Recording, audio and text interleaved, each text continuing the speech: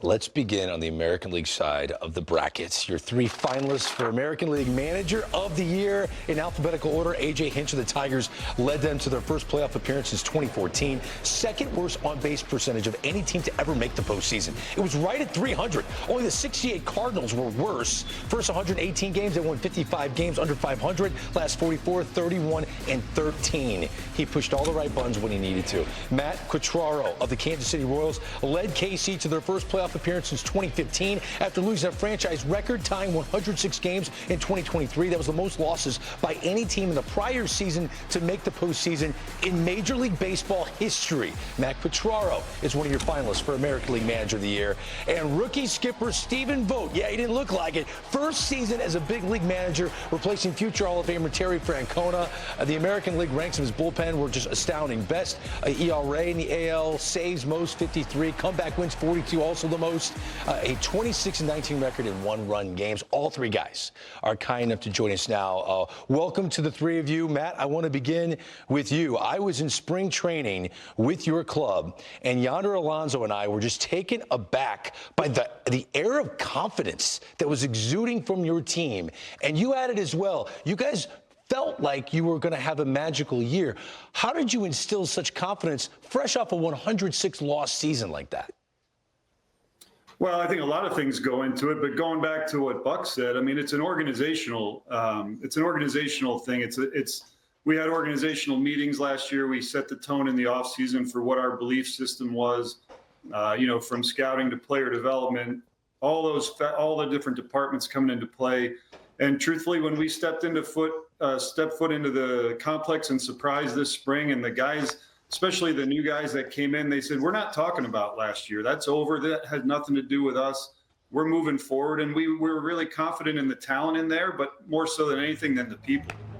AJ, I tell you, I remember talking to you, not long after you left Houston, and you reached out to a lot of people, and you just wore a lot of things that probably actually wasn't really fair to you. But I don't want to talk about vindication, but I sit here and I see you sitting here right now, and all the baseball people that have been pulling for you to make sure people are aware again what a good baseball man you are. I mean, what kind of feeling do you have going into tonight after the season y'all had?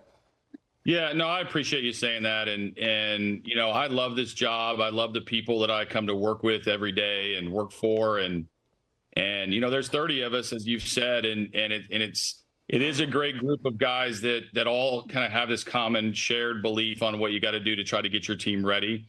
I'm so proud of our team and our year and our coaches and our resilience and our ability to play the whole schedule and see what happens after you post 162 times. That led us to the playoffs.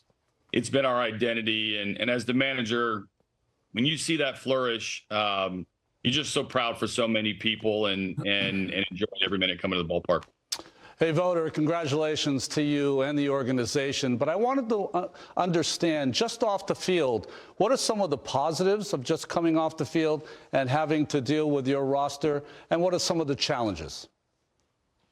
Yeah, I mean, first of all, it's an honor to be here and to be up here with these other two awesome guys that I've gotten to know really well. And I think some of the things that challenged me was I've never done this. I was a year removed from the field when I got the job, and I'm so thankful to the Cleveland organization and the coaching staff and the players for helping me get up to speed. But, I think some of the things that really helped me were I just got done playing with a lot of younger players. Like I just got done playing myself. So I knew what it felt like to be going through struggles. I knew what it felt like to be going through good times. And I just think it gave me the ability to really relate to our guys. And man, did they play well. And they were so much fun to watch all year long.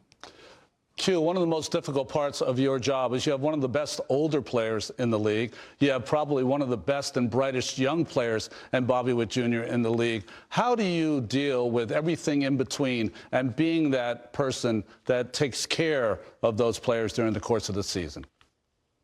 Well, you can sign me up every day of the week for that problem to figure that out. I mean, Salvy's remarkable.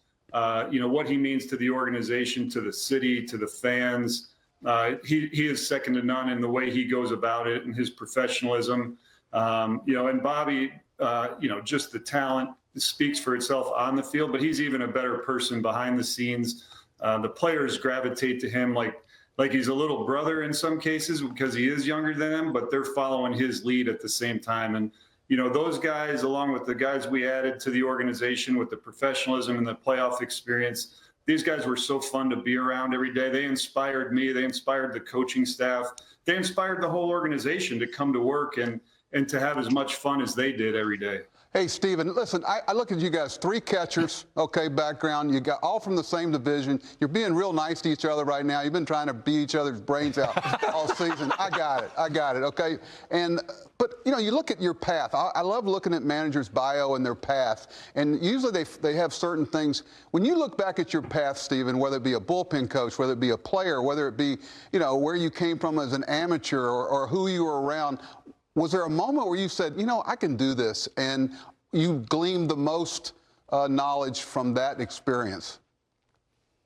Yeah, I felt like with the way my path was, being a senior draft out of an NAIA school, I never thought playing would really work out. You know, I wanted to keep working and fight to get there. I always believed I could, but I tried to learn as much as I could, and that started with my first manager in pro ball, Matt Quatraro, actually, in short season and low A. And so I learned so much from every single coach, manager, teammate that I had along the way. And about 2018, when I was with the Brewers, you know, that's when I really realized I think I can do this. And I really just focused on how I could get better and how I could get my teammates better and learn as much as I could. And here we are.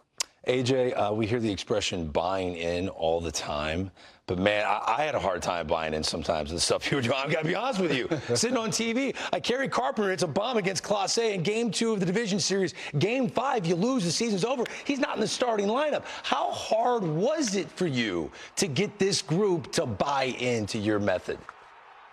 Yeah, you know, I think part of that. First off, Game 5, he'd hurt his hamstring, so I can't take a bullet for that one. But I will take a lot of bullets along the way in this job. But I think it all starts with the culture that you have, that everything matters, and that day you're going to bring it to try to beat the other side. And I watch it across the league. I watch a lot of managers have their fingerprints on teams because they know their personnel the best. And when you understand that some of the moves you make, some of the non-moves you make, some of the advice you get, some of the advice you get that you don't use, it's all part of the bigger picture of trying to win that day's game. And so if we all start the day with what does it take to win that day's game, everybody will be open to the idea that you might have to do things creatively. You might have to do it a little bit differently. You might need one guy one day and somebody else the next day.